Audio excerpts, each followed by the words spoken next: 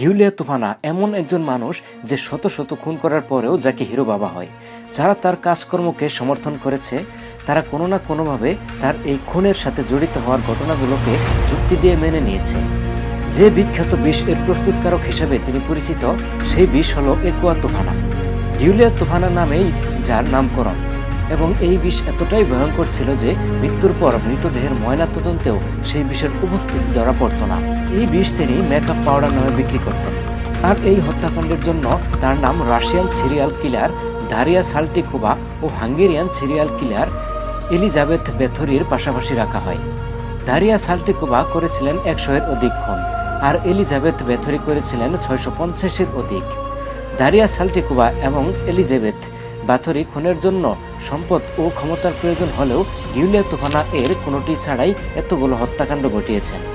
Giulia তুফানা মূলত সেসব মহিলাদের বিষ প্রস্তুত করে দিতেন যাদের স্বামীরা স্ত্রীদের উপর নির্যাতন চালাত, এবং সেই সব মহিলারা একটি অসুখী জীবনযাপন করত। যেহেতু রোমে তখন বিবাহ বিচ্ছেদের প্রচলনও ছিল না, এবং নরকীয় জীবন থেকে মুক্তির একমাত্র পথ ছিল মৃত্যু, সেটা হোক নিজের বা স্বামীর। গিউলিয়া তুফানাকে মনে করা হয় ইতিহাসের অন্যতম ভয়ঙ্কর মহিলা সিরিয়াল কিলার। তবে ইতিহাসের এই খুনি সম্পর্কে খুব বেশি তথ্য পাওয়া যায়নি, এবং তার কোনো প্রাকৃতিক পাওয়া যায়নি।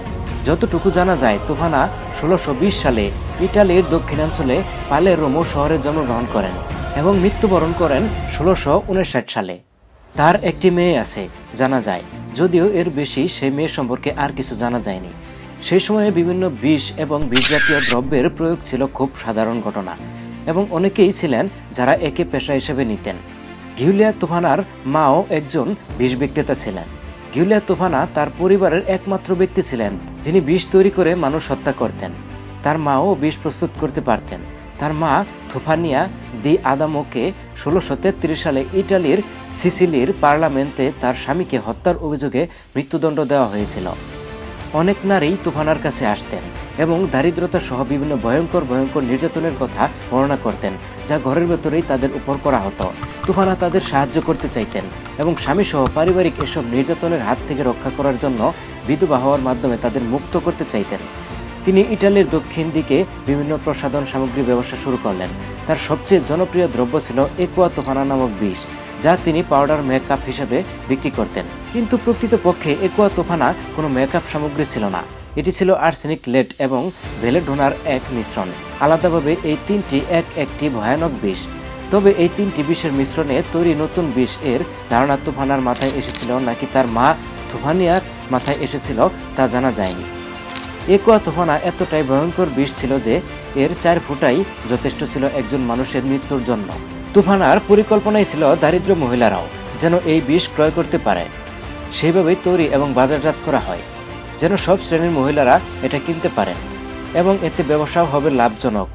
একুয়া তুফানা ছিল বর্ণহীন, স্বাদহীন এবং গন্ধহীন বিষ।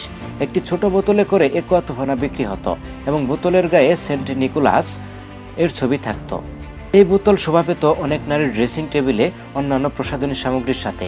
এই বোতলের ডিজাইনই এমন ছিল যে ভুলেও কেউ সন্দেহ করতে পারত না। তুফানার বিষের ব্যবসা এভাবে ভালোই চলছিল, কিন্তু সমস্যা বাঁধল 1650 সালের দিকে। তুফানা এক নারী গ্রাহক এক অঘটন বাঁধিয়ে বসলেন। সেই নারীর সাথে তার স্বামীর সম্পর্ক ভালো যাচ্ছিল না।